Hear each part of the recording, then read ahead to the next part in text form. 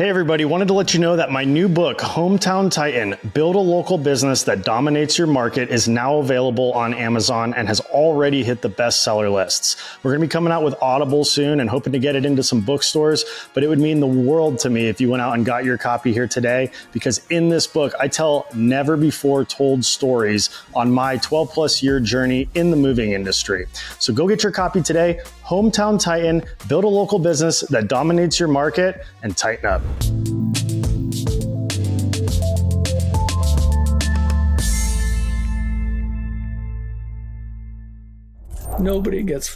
Very few people get fired for skills. Just about everybody who gets fired is fired because they aren't a good cultural fit. Hiring someone is a series of crucial conversations, holding someone accountable. You saw somebody behave in a way that isn't up to the company standard. Well, that next conversation you're going to have with that person is a crucial conversation. Anytime, any conversation where emotions and stakes are high. Systems, if people run your business, the business rises and falls on the quality of people. If systems run your business, then the people will rise to the level of the system. And you can train the 16-year-olds to make French fries. They don't need to be university grads. You want the lowest skilled or trained person possible to do that job. So that's the first step. Welcome back to the Grow Your Moving Company podcast. I'm your host, Wade Sweikel, owner of Two College Brothers Moving Storage and Franchising. And today's guest, we have somebody outside of the moving industry, but somebody with a wealth of knowledge in the trades and business in general. Today's guest is John Nieuwenburg, an award-winning business coach and founder of W5 Coaching in Vancouver, Canada.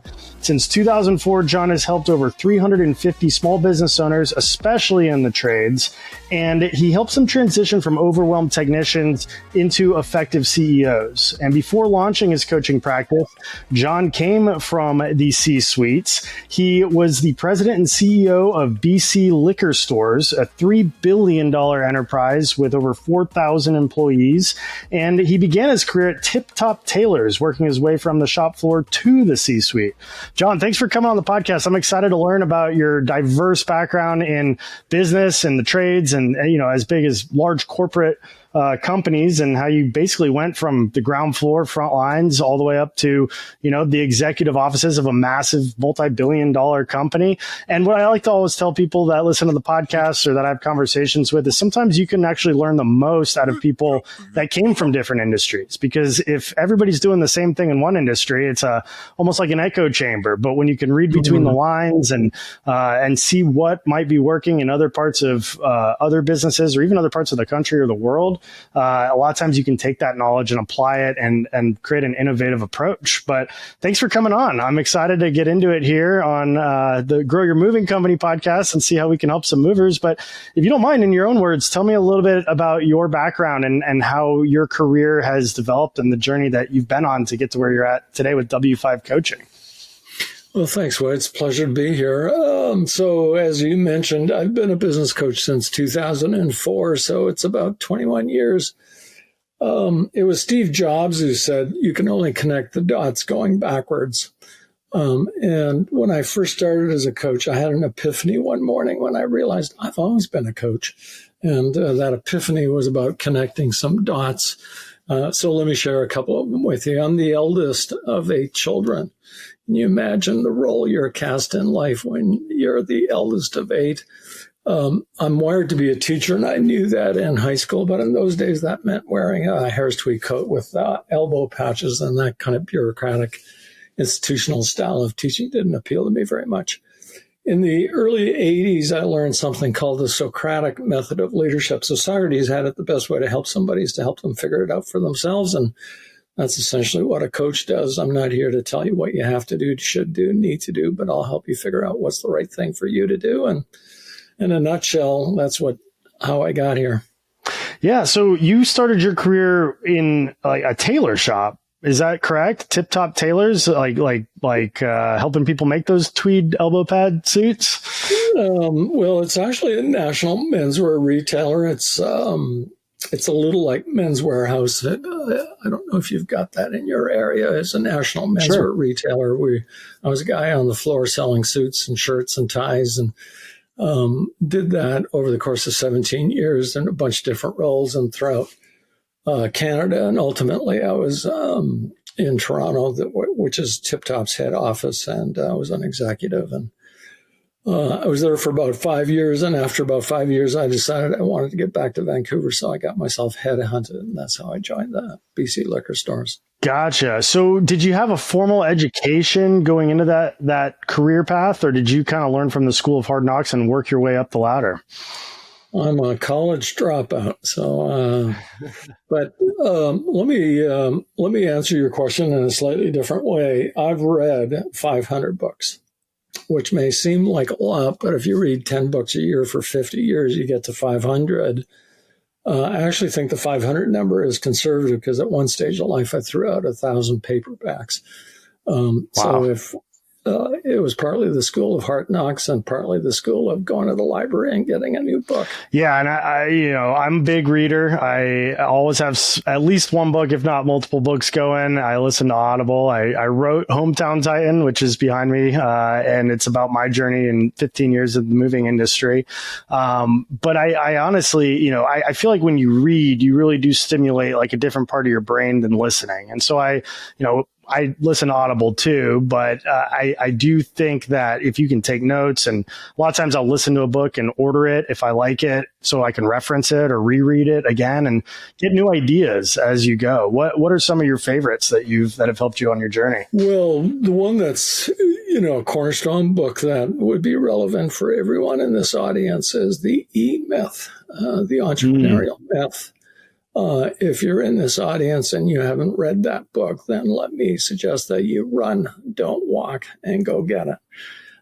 Either in paperback or the Audible version, which I agree with you. Listening to a book isn't going to get you to learn quite as much, but hey, at least it lets you do something while you're at Windshield University. You're going to be behind a windshield. You might as well use that time to get smarter about something. I agree 100%. The E-Myth is the entrepreneurial myth. There's a bit of a riddle here. Just because you're good at the technical work of your business doesn't mean you're good at the business of your technical work. So the story, Michael Gerber, Sarah loved baking cherry pie. She loved it so much she opened a bakery, and then she discovered just because she was good at baking didn't mean she knew how to run a bakery.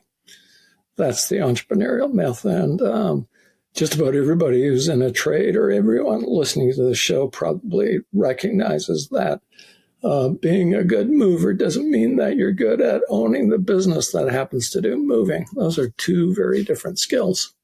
That's exactly right.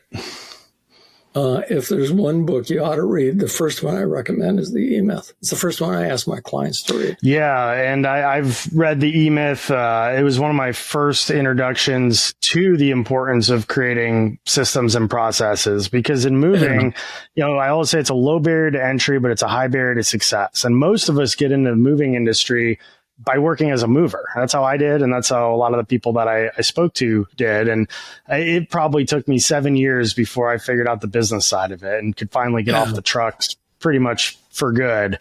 But you started working in the tailor business, and then it sounds like with the liquor store, which is an interesting business model in and of itself, with it being, more kind of along the lines of retail with some government regulation. But like, how did you work your way up from being the technician in those industries to getting, becoming a president and CEO of a multi-billion-dollar enterprise? Well, I guess I rely on this little bit of insight. The best way to earn a promotion is to act like you haven't. And of course, what that means is that if you're looking to get promoted, you have to start thinking and acting and behaving in the way that makes it easy for others to see that you're capable of doing the job. And so that's probably the central motivation or the central thought that drove me to continue to think about what's the next step or stage of the journey and what do I got to do in order to be in a place where I can earn that right. How big was BC Liquors when you first started with them, and how much did you contribute to their growth, assuming that they saw a lot of growth on your journey up the ladder. So the caveat is I was a CEO through the 90s, and we started at about 300 million. Today, 25 years later, they're doing 3 billion. And so a lot of that happened over the course of 30 years. When I was involved, it was about 3, and we grew it to about 500 million over that, over the span of the 90s. One analogy I like to use and answer your question is, let's imagine you're the captain of a boat in the Navy, and it's 50 feet and the crew is 10. And that captain is the most qualified. He's the only one with an engine room ticket. How often is that captain in the engine room? All the time. He's the most qualified guy. So now let's make you the captain of a 150-foot boat and the crew is 50. How often is that captain in the engine room? Well, he better have a guy in the engine room who's the ticketed. But hey, in the case of an emergency, a fire or something like that, of course. So now let's make you a captain of an aircraft carrier. There's 2,000 people on board. How often is that captain in the engine room at all? Well, maybe to give somebody a 20-year certificate, right? Because now that captain has a guy who manages the guy who's the engine room guy.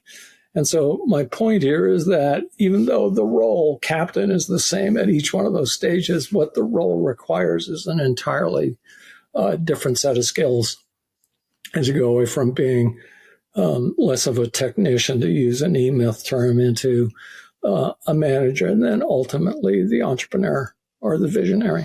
How important would you say it is to work in every role of your company at one point? Is that do you need to have a full understanding of each role in the various stages of growth, or do you reach a point where your business grows to where you don't necessarily need that experience, in accounting or in marketing or in the technician side of things? Yeah. So the way I think about that is when I became president of the BC liquor stores, I had 10 reports, and each of them were better at what they did than I was. And they had to be. What did I know about marketing? How can I tell the CFO what he should be doing with his time? And so what I came to understand is that I grew up in business in the operations role, managing stores and how they run. And I knew more than anybody, or at least no one could fool me in those areas. So what I understood then is I had to manage to I couldn't tell someone what to do. But what I could tell them to do is, here's what we agreed is the results or the outcomes that I'm going to hold you accountable for. How to do that, you got to tell me. But there's only one other rule. The way I used to say it is, you can't do anything that would be embarrassing to us if it was on the front page of the paper. So, which is a funny way of saying you got to hold up a standard of culture, a standard of behavior. We've got to be aligned in how we conduct ourselves. So assuming those two things are true, that's how I managed you. How are you behaving? Are you aligned with the culture? And are you producing the results that we agreed were important to the company? So just even leadership and delegation is very different when, in the case of running a store, I could do that job. Probably better or as good at least as anybody else. If you're, leading the CFO department, well, I couldn't do that job. How? I didn't have the skills, the training, the background, etc. So then you learn that how you delegate and how you think about leadership changes. This show is powered by Hey Lieu's Virtual Assistant team. They've revolutionized how we run our business and can handle anything from inbox management to social media, research, and yes, even production of this podcast. Want to reclaim more than 20 hours a week in your business so that you can focus on the things that really move the needle? Use our link in the description to get started with your own dedicated VA with Hey Lieu. And thanks to Hey Lieu for powering the Grow Your Moving Company podcast. Yeah. And the old saying, if you're the smartest person in the room, you're in the wrong room. And I think that's a key trait of successful entrepreneurs, especially as you grow, is finding those people that are really good in each of those departments and assembling that team and leading the culture behind that team. But what would you say the biggest skill set in various stages of growth is for the leader of any organization? Wow. read a book somewhere that said CEO title is wrong. What it should be is the CCO title. What is that? Chief Communications Officer.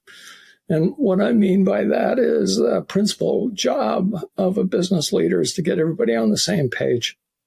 And whether that's 5 people or 5,000 people, or put a different way, what's the purpose of a strategic plan? Well, lots of people say it's about having a vision or a map of the future, or, some, what I would say is esoteric, but really, truthfully, the strategic plans are 5% vision and 95% alignment. And so what I'd say is building culture. If you get the culture right, the rest of it becomes relatively easy. If you can't get the culture right, then you're fighting demons every step of the way. Or to put it at the individual level, very few people get fired for skills. Just about everybody who gets fired is fired because they aren't a good cultural fit. How do you do that? Like we hear about culture all the time. And I'm big on the hire for attitude, train for aptitude.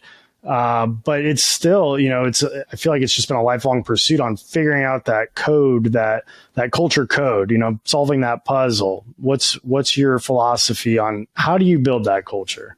Well, you got to be clear about it. So it's mission, vision, culture, and a strategic plan. That's the first component of getting the right people to do the right things right.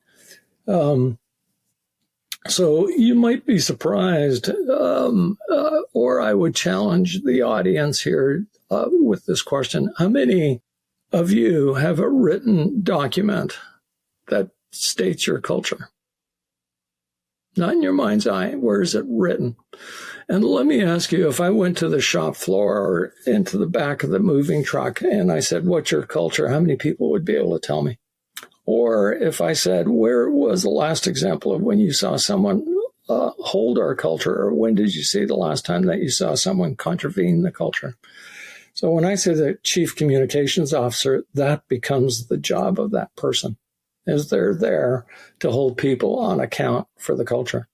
They're there to define it, to embrace it, to lead it, to demonstrate it, to lots of business owners, especially small business owners, think of culture as kind of this cherry on top, this kind of woo-woo thing. And in fact, it's just the opposite. It's actually the foundation of your business. Again, if you get the culture right, your business is much more likely. Or let me frame it a different way. Ms.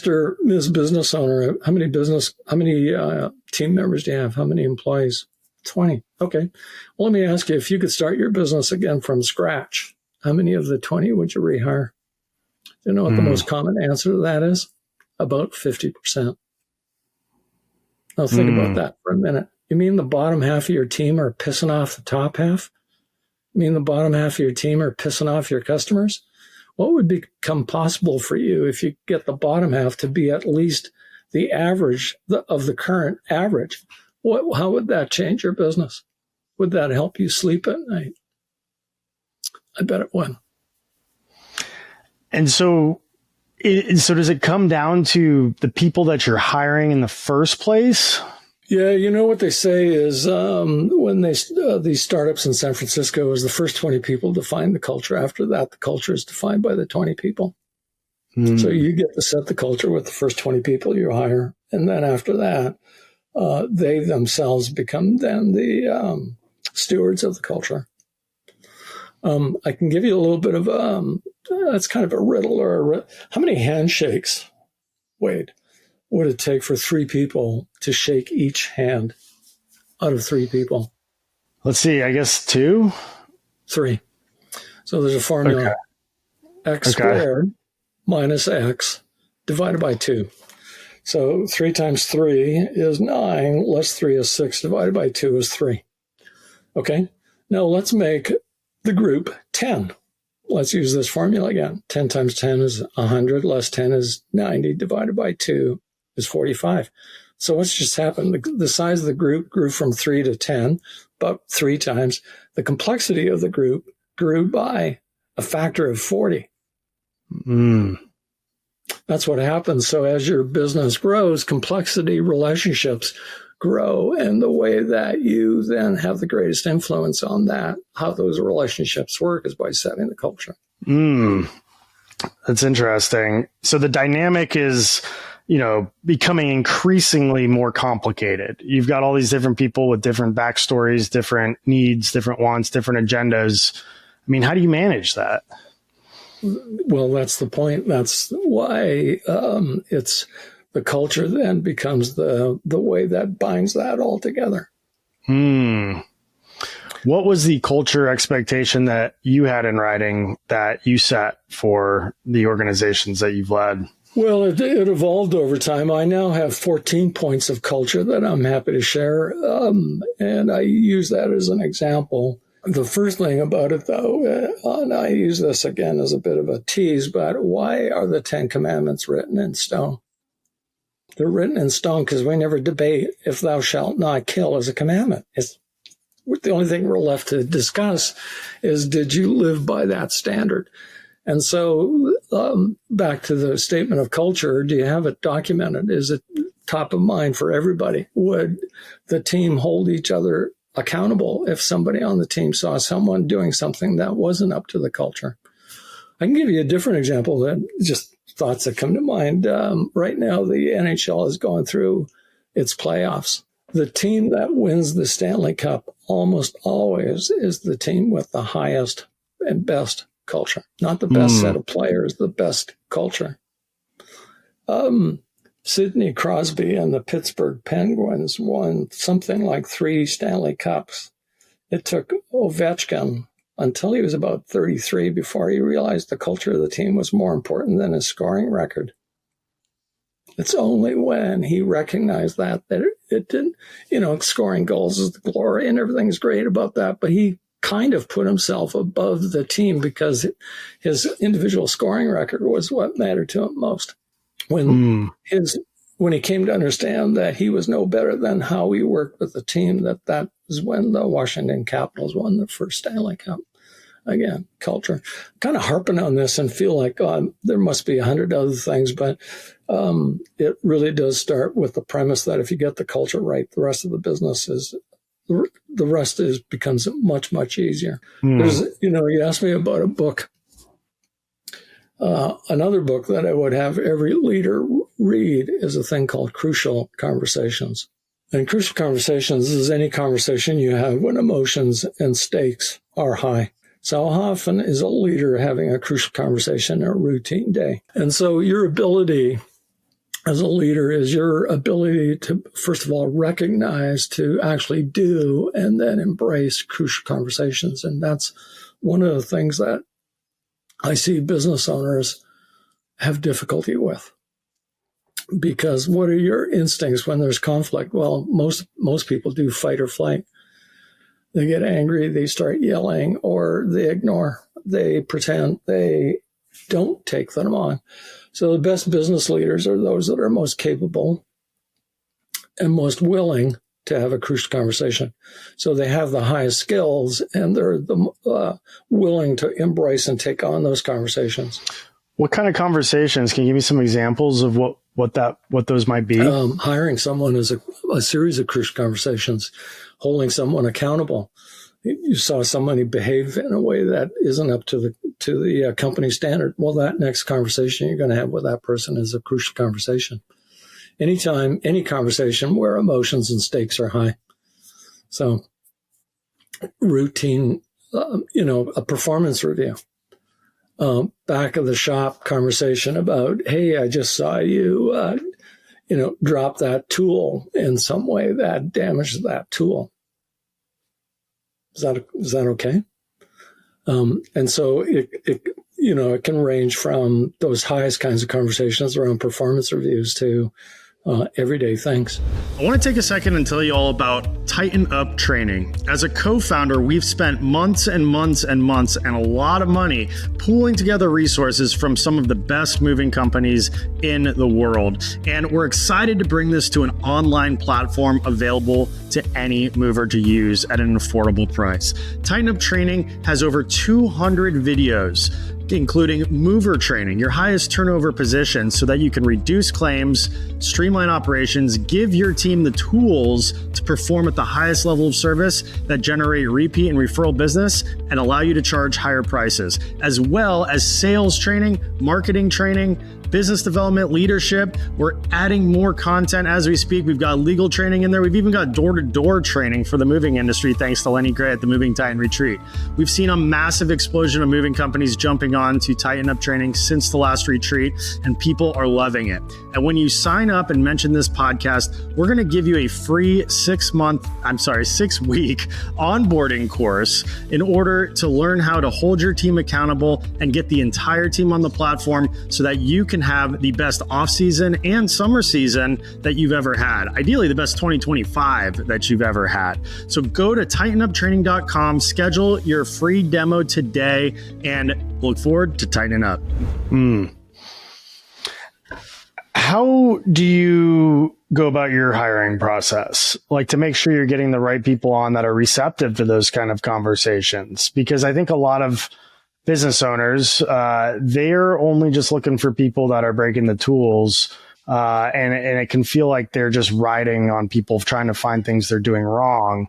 I guess this is kind of a 2-part question. But if you're constantly telling somebody they're doing something wrong, there might be resistance. Some people get defensive. Some people point the fingers. What are you looking for when you're trying to hire somebody to prevent that to where they view it as constructive? And then, how can the business owner just not only catch people doing something wrong, and how important is it to, catch people doing things right? Doing something well. Yeah, of course. I was having a conversation with a client, and we were looking for KPI, some metric, some number that we could use to base bonuses for his team, performance bonuses. And through the course of the conversation, we kept coming around to culture. And then ultimately sort of dawned on both of us, you know what? That's the thing you want a bonus. How well do people live up to your expectations? And that following week, that guy, that business owner came and produced a document that he would then use from then on to have performance conversations, crucial conversations with each one of his team members. And he had a scoring system, a sort of a formal way that he evaluated them quarterly, and he had informal conversations with each one of them weekly over a coffee, at lunch, etc. So formally, quarterly, informally, routinely, weekly. That doesn't sort of address or speak to what you just asked me, but in that the context of some of what we've been talking about is the crucial or the performance kinds of conversations. But great coaches role play, demonstrate how they want the team to be led. So it starts with you.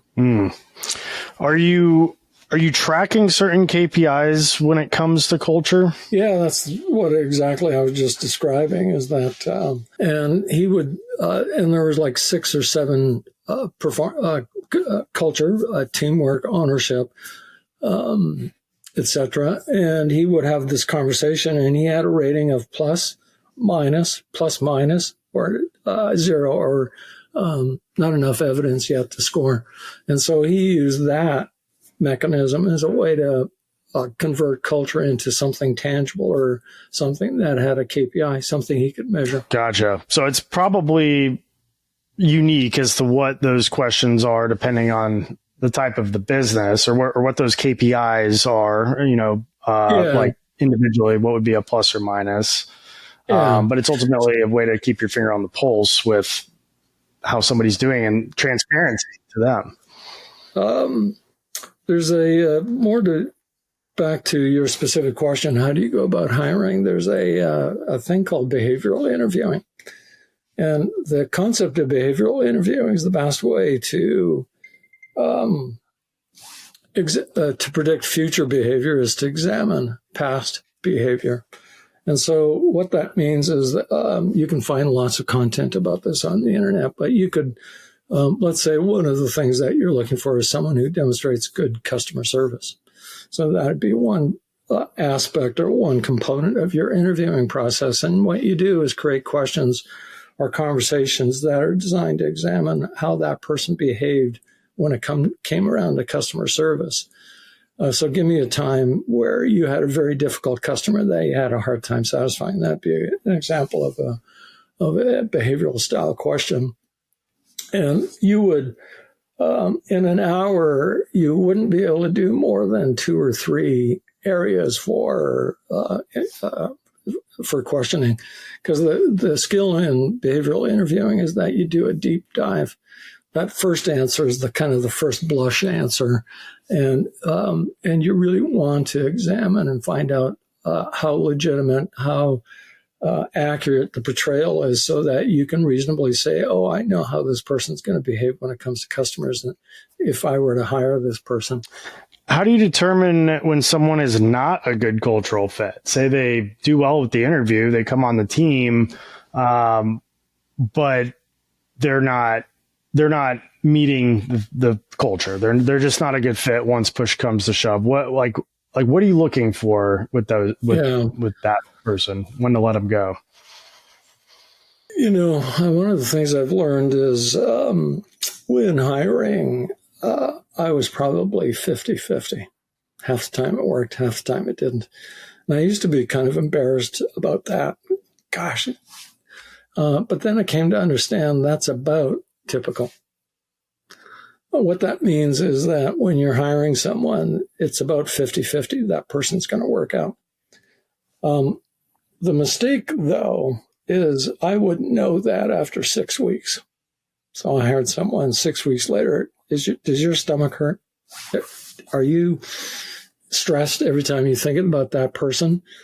What a mistake that a business owner makes, and this is the mistake I used to make, is that I would kind of, okay, well, it's not perfect, but I'm going to stick it out. I'm going to try to make it work. And 6 months later, did it get better? No, it got worse. And going back to that 6-week stage, why did you do that? Well, because it was kind of convenient. It's a pain in the ass to have to start recruiting again. You got 100 other things you should be working on, could be working on. And so you kind of tolerate. And what I've learned to do then is that you don't know when you hire someone if you've made a good choice, and you don't really know for about 3 months. Certainly by 6 weeks, you've got a pretty good sense of it. And so as a business owner, you have to be equipped to tilt the odds in your favor. So one of the strategies around that is, if you're hiring for a kind of frontline position, why don't you hire 2? Hire 3. One of them is going to work out. You just don't know which one. And that tilts the odds in your favor. Or in some positions, when they become more senior, it's more difficult to hire 2 people into an operations role, leadership kind of role. But what you can do is continue recruiting. So you think, great, I got this job. It's all sewn up. I got a candidate. He's starting. And I shut down the whole recruiting thing. I just stop. I've got my guy. No, you don't. If you want to avoid or minimize that feeling at 6 weeks, you got to keep recruiting. In fact, there's even a better chance. When you're coming to those kinds of leadership or skilled kind of positions, you have to have a bench. What do I mean by that?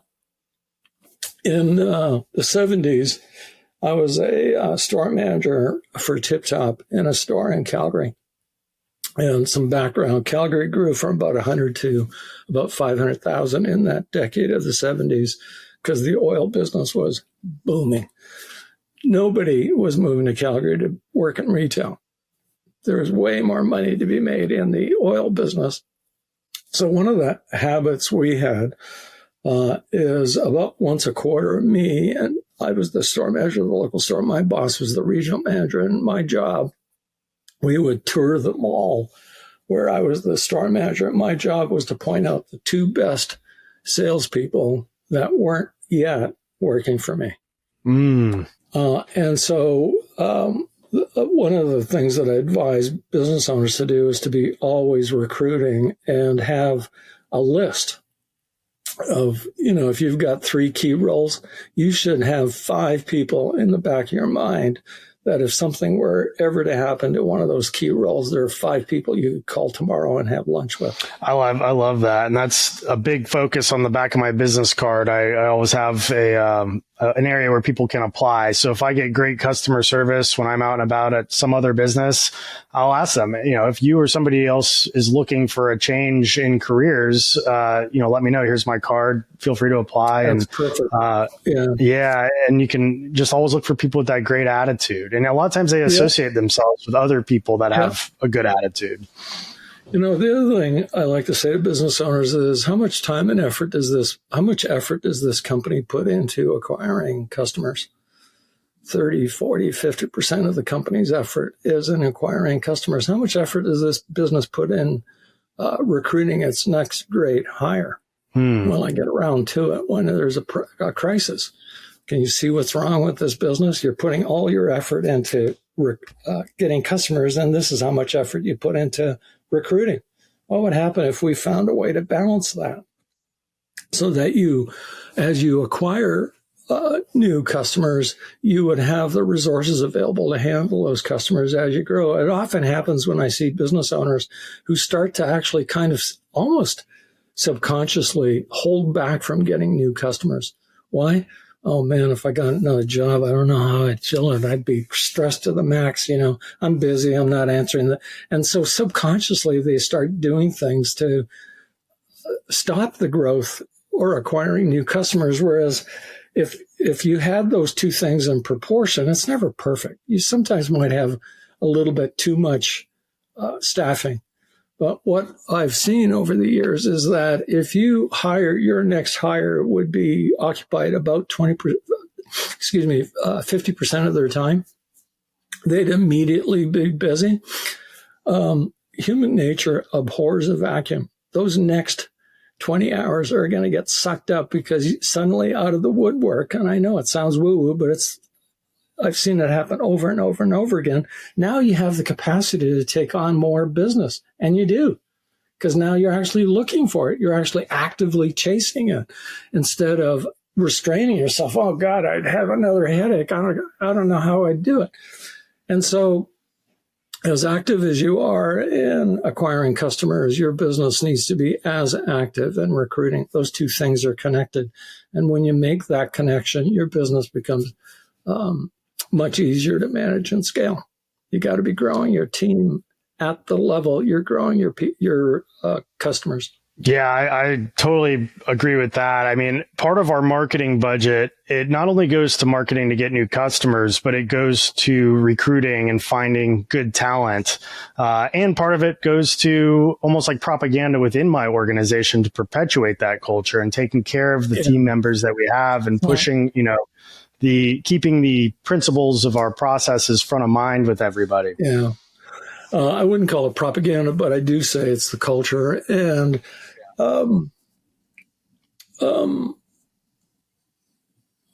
just had a thought slip my mind. Sorry about that, Wayne. That's okay. Talking about marketing, we market for customers, but what does your job ad looks like? Wanted, a moving van guy. Now, that your candidate is looking through Indeed, and there are 20 ads that look just like yours. Your marketing, your recruiting has to look like marketing. Why would somebody want to work for you? Why would set your business apart from every other business? You're the guys you're hiring could probably walk across the street and get 3 job offers in a week. Why would they want to work with you? You got to sell them on the idea. You got to make your job compelling. In fact, I know some of my clients have actually made videos, YouTube videos, and it's like a 4 or 5 second infomercial. 4 or 5 minute infomercial on why they would be the preferred employer. That's how you have to think about marketing. Recruiting. It isn't something you do on the side of your desk when there's an emergency. It's something that becomes the heartbeat of your company. I totally agree with that. And a lot of times marketing can serve both purposes, because if you're marketing by letting people know that you're hiring and growing. When a customer sees that and it looks like an awesome place to work because you're making those videos, they're going to be like, wow, like I want to hire this company as a customer because it looks like the employees love their job. They've got all these benefits. They've got a great culture over there, and a happy employee makes a happy customer, and a happy customer makes a happy owner. So if you can demonstrate that you have really happy team members, a positive culture, they do a great job, they take pride in their work, more customers are going to want to hire those people. And it's double. So it's a double-edged, you get two birds with one stone with it. I would encourage listeners to read the story of Costco, because what you just described is exactly their philosophy. Happy employees make happy customers. Let's make the employees happy. And Costco is a great example of having a great culture. They made that their focus. Let's make the team happy, and turn the team will make our customers happy. Yeah, because nobody wants to hire somebody who's just miserable, slogging through their job, working for a paycheck. They want, somebody who is excited to be where they're at and serving them as a customer. Exactly right. So the moving business is really seasonal. Were any of your businesses seasonal? Because a common struggle that we see in our business is, everybody wants to move in the summertime. Kids are out of school. Weather's nice. People get more time off work. Wintertime, real estate slows down. You got the holidays, so it's a constant juggling act to make sure that we're getting our guys enough hours in the winter, and then having that solid foundation heading into the summer when we're going to need more guys. Because really, you can go rent trucks, but your inventory is your qualified, trained team members for how much business you can take on when the business is good. But sometimes in the wintertime, you don't have enough work for everybody that you brought on in the summer, and you have to make cuts. So we get caught with our pants down. We're not recruiting because we're just trying to give guys hours that work in the slower time. And then all of a sudden it gets busy all of a sudden, and, we don't have enough guys, or they're overworked. Yeah.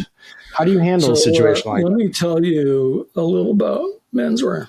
Speaking of seasonal businesses, so these numbers are proportionally, they're correct. Do you know that about 25% of a menswear company's sales happen between November 15th and Christmas?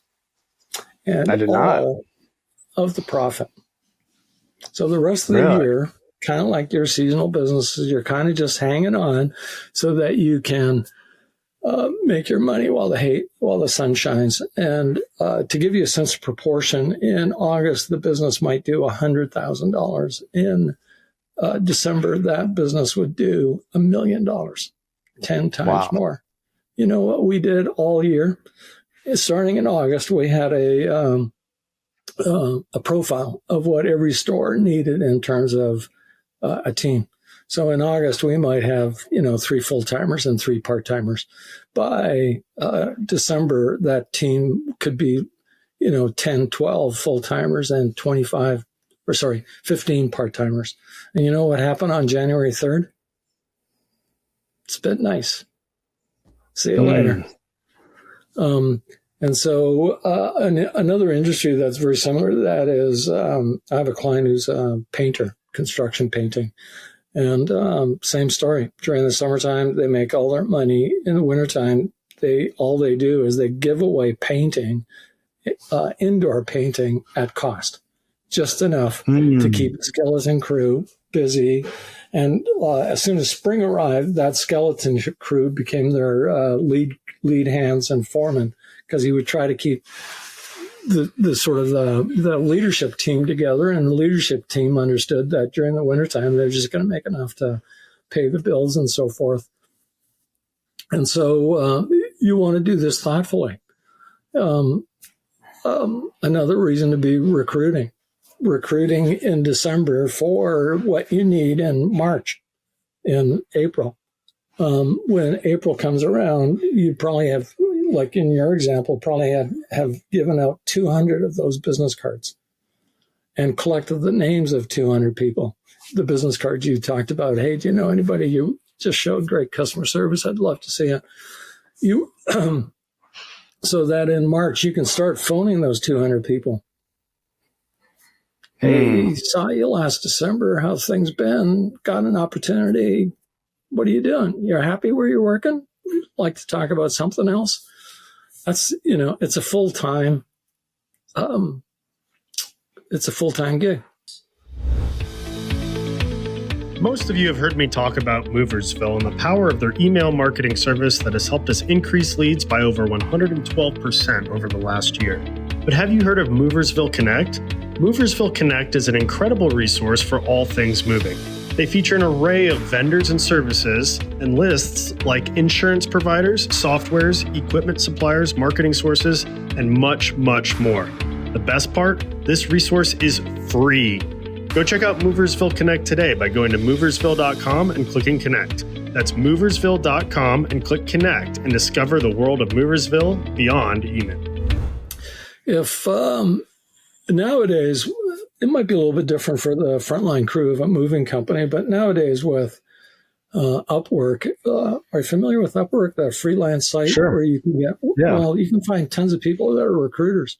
And they'll do recruiting. They're talented professional recruiters, and they'll do it for $10, $15 an hour. Yeah, we're VAs, international workforce. This podcast is produced by VAs at called Hey Lieu, and you can find very affordable people to do that kind of thing. I in the 90s, as president of this BC liquor stores, this is before the internet. But I was relatively easy to find. It was a high-profile job. I was in the business magazines and that kind of thing. And so I often got phone calls from recruiters. And the way the calls would go is hey, John, how you doing? How's the wife? How's the kids? A little social. And then they'd say, hey, we've got this assignment. You're in retail. Who do you know who's got this set of skills? It was pretty clear who they were talking about. They were talking about me, but they didn't ask me if I was interested. They were looking for an introduction. And this mechanism allowed both parties to save face. So they weren't poaching, nor would they disclose who they were looking, on whose behalf they were looking, until I demonstrated interest. And if I wasn't interested, I wouldn't open the door. And so if there are 3 or 4 or 5 key leadership roles in your business, I would have a recruiter something like 3-5 hours a month on retainer, recruiting and developing the bench, as we talked about earlier. Because, with LinkedIn and other tools like that, these people can be calling and creating interest and having a list available for you, Ms. Mr. Business Owner, when the time comes that you need to make a hire.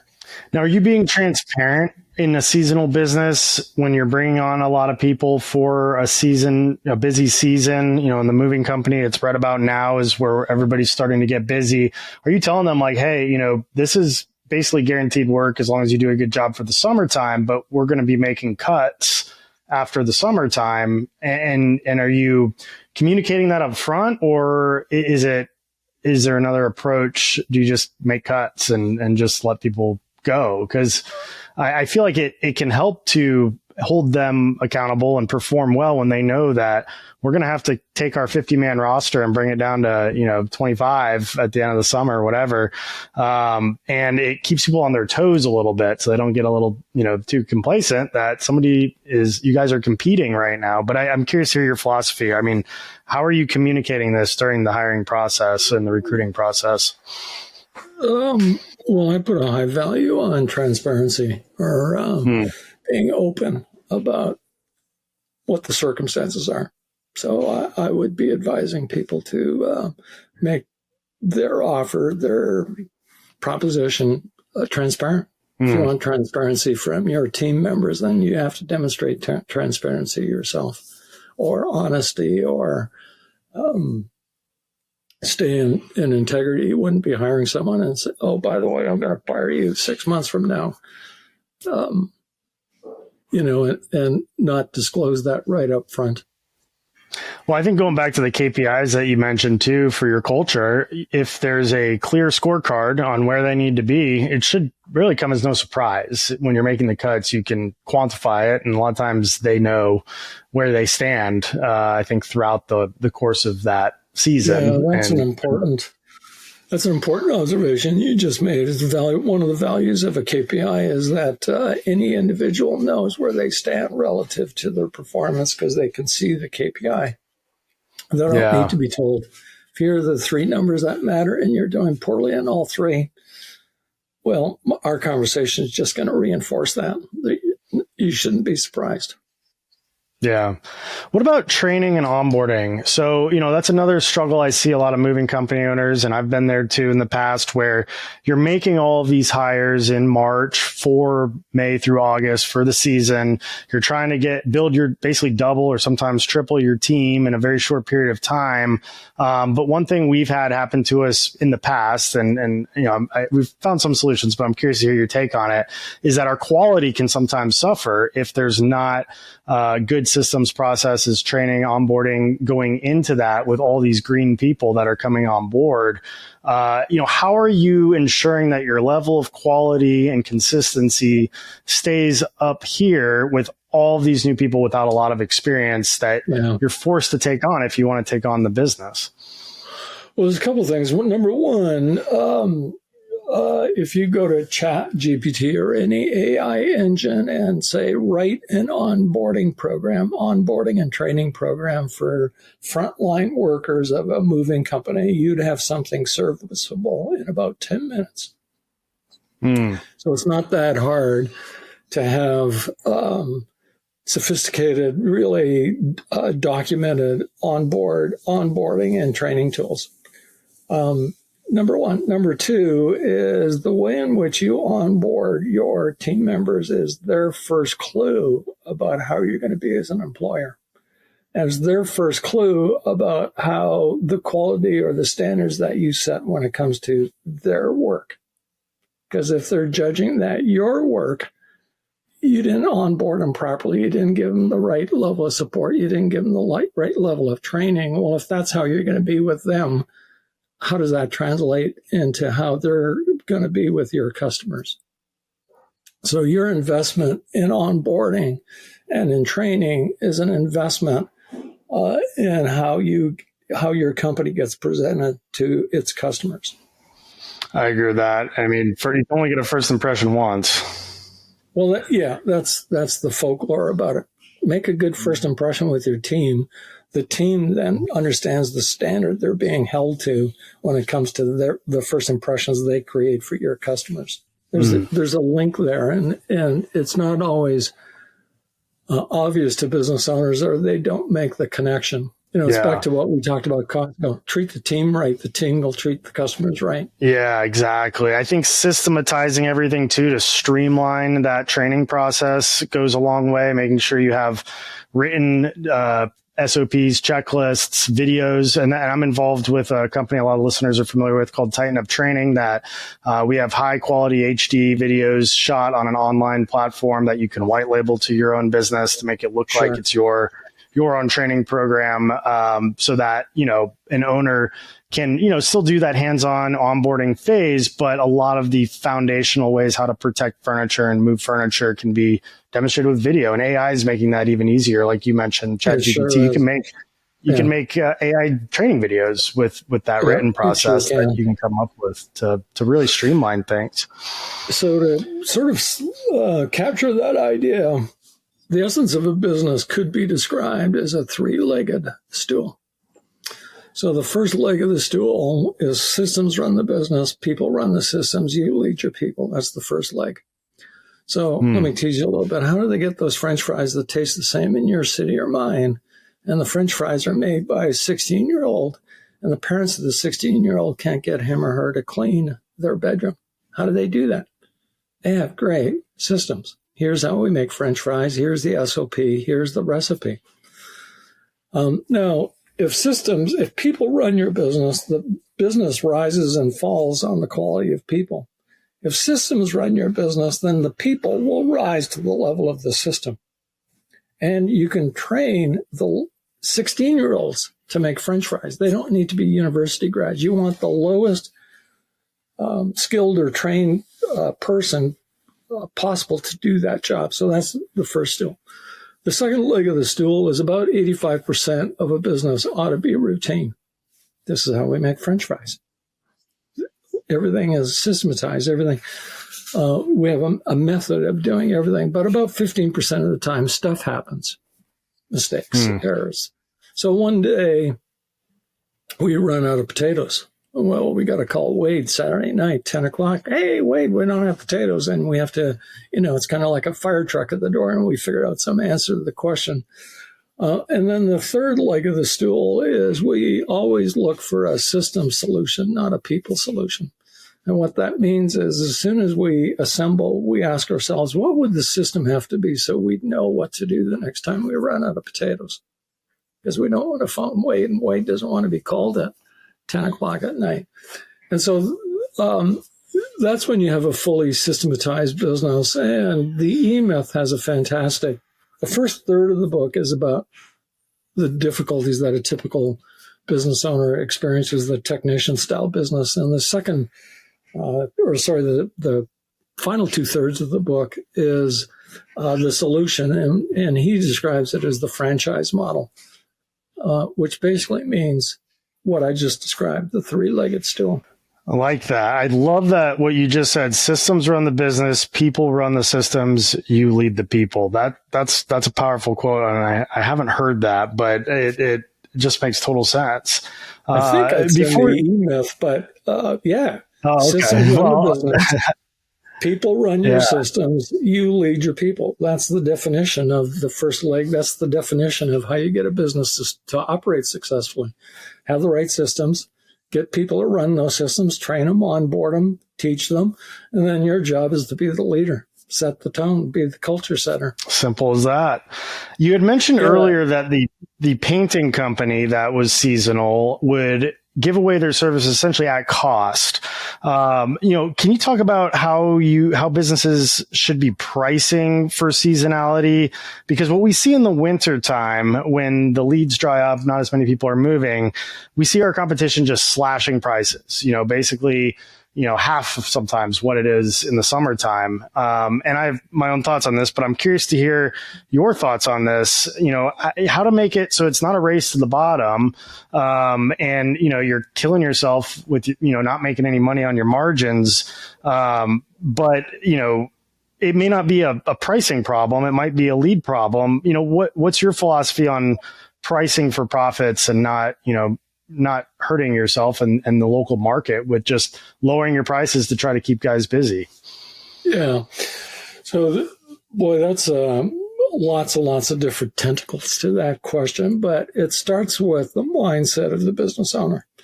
And what I mean by that is, what's the first question most of our customers will ask? How much is it? How much is it? Lots of business owners interpret that to mean price sensitivity. And that's actually not true, in my opinion. They're asking you about price because they don't know what else to ask. And so our jobs then as business owners is to help them understand what value looks like. And then there's a relationship between value and price. But if I don't know anything about value, then price is the only thing I get to ask about. So our job as business owners is to help our prospects understand value. And in the context of that, what we're asking for is reasonably priced. Your job is to communicate value. And that isn't what you're doing properly most of the time with business owners. So what's value look like? Well, one example I can think of is a roofing client I had did roofs, and the breakthrough for them is they invented an article or a one-pager that called the 10 things you should ask your roofer before you decide which one to hire. Oh, yeah, what are the 10 things? Well, it could be as simple as, do they have WorkSafe insurance? What do you mean? Who cares? Well, find out what happens if a roofer falls off your roof and they aren't covered by whatever it might be called in your state. And here where I live, it's called WorkSafe. Oh, well, I hadn't even thought about that. Oh, well, that might be something for you to consider. How many grades of shingles are there? Which one are you being quoted on? How many testimonials exist? Well, testimonials, if it's one company with 5 and another company with 50, which one of those are you going to feel more confident with? Hey, I don't know anything about moving. How do you do moving? Well, if you had a 10-point checklist of, say, here's how we go about the process of getting your goods from one place to the other, and how we make sure that the entire team knows how to pack and wrap and move and shift, make your process visible. One thing you might do as a business owner is Google the phrase, the architectural process. So let me ask you something. How does an architect go about doing their work? Well, if you Google this phrase, you'll find out there's lots and lots of blog posts on the 7-step architectural process. And why does that matter? Well, if you don't know what architects do, it just seems like a voodoo science. But if I knew there was a 7-stage process, I now see how you create value through your process. So one of the great ways you can create value is demonstrate your process. Teach it to them. Why? Not because they're going to want to learn how to do it, but in the way that you go about your work, your checklists, your systems, your processes, that's where they get confidence, because otherwise it's just a voodoo box. Just what do you get when, I don't know, I just want to get it from here to there. And so those are some of the examples of how you can make your value known, how you can make it tangible. And that's why, I'll give you an example. I don't know, 15 years ago, I wanted to get my apartment painted. And so I was in a networking group, and I asked that guy to come over to my place and give me a quote. And I had to make 2-3 phone calls. And he finally shows up, and he's 15 minutes late for the call. And I think he's hungover, and he walks around my place. We have a bit of a chat, and everything's fine. And then he leaves. I'll get you something. And 2-3 phone calls later, he's still okay. He finally faxes. That's how long ago it was. He faxed it to me, and it was basically legal pad, ruled paper, hand printed, his name, paint John's place, $4,000. That was the quote. Wow, that seems a bit sketchy. So I go to another chapter of this networking group, and I happened to be a guy who owned a franchise painting company. So first of all, he shows up at my door. He's on time. He puts on the booties, and then he's got this checklist on a clipboard, and he says, let's go room by room by room. So room by room by room, he's checking off. We're going to do the walls here. We're going to do the cupboard doors, but not inside. Here's the baseboard. That's the color. We went through the entire process. Then he says, I need about 10 minutes, and he does a bunch of arithmetic. And he says, after about 10 minutes, come back. And no, just give me the number.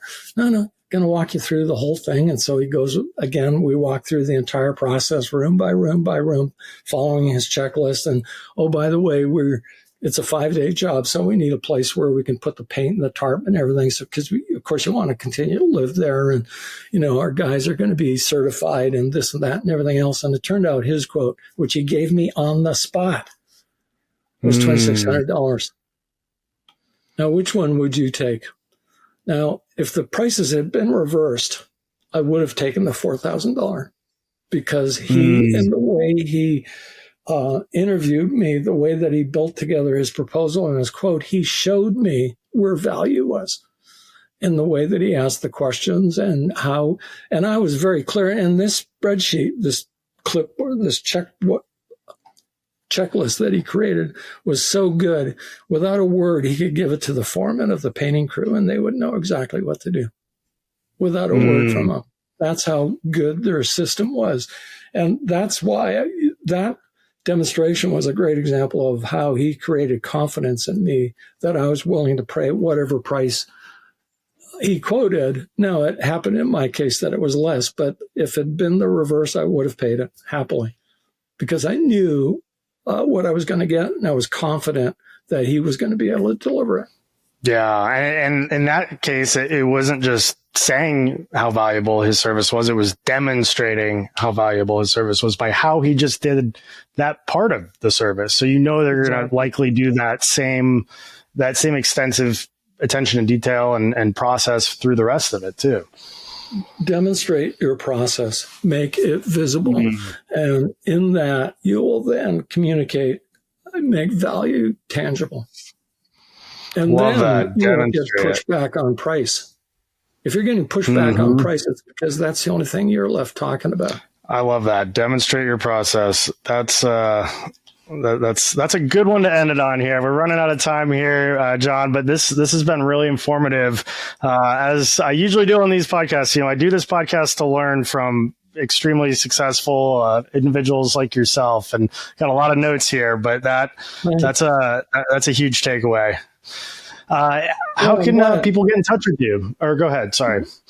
I was just going to say, Wade, I think 2 weeks ago, my blog, w5coaching.com, was a blog post on the subject of make your process visible. So if you wanted to learn a little more about that, feel free to go to W5, the blog section, and it'll be visible on the front page that you see. Beautiful. I'm definitely going to go check that out.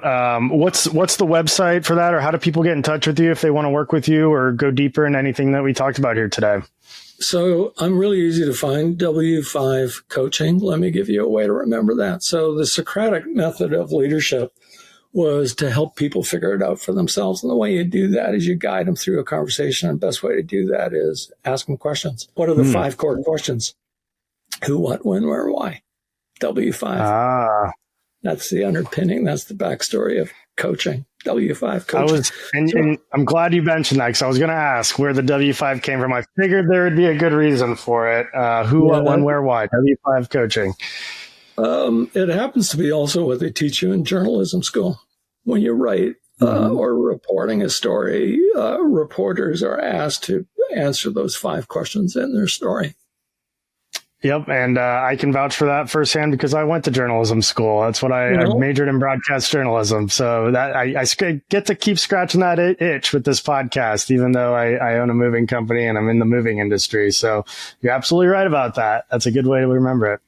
Yeah. Well, thanks again, John. Is there anything else you want to leave? Any parting thoughts? Any other ways to contact you besides just checking out W5 Coaching? Obviously, we all use the internet. You can, I'm sure, Google it and it'll be right up on there. But anything else before we jump off here? Well, let me give you an easy way to connect. Go to timewithjohn.com. That'll hook you up to my calendar. Let's have a 15-minute call. Happy to answer any questions you might have.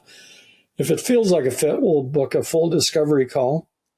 It takes about an hour, but hey, let's spend 15 minutes to figure out if we're on the same page. So easy to do that, timewithjohn.com. All right. Well, ladies and gentlemen, John Nieuwenburg with W5 Coaching, and go to timewithjohn.com to learn more and to connect with him over a 15-minute call. And I can tell you're a wealth of knowledge. Those 500 or thousands potentially of books have paid off, but not only just books, it's the actual experience running a hundreds of millions / now billions dollar companies.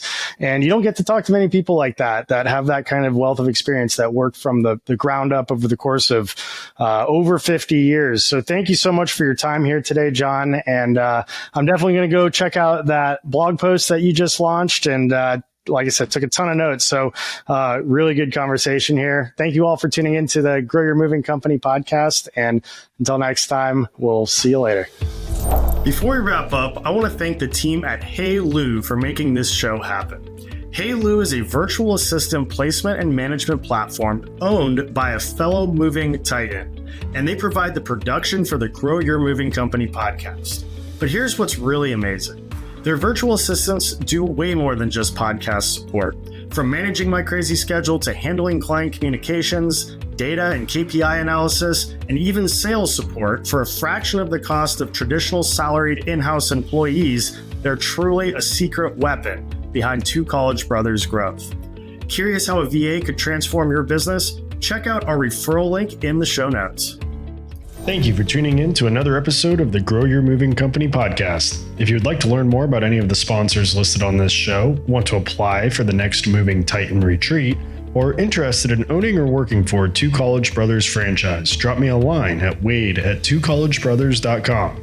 Moving out. Have a great day.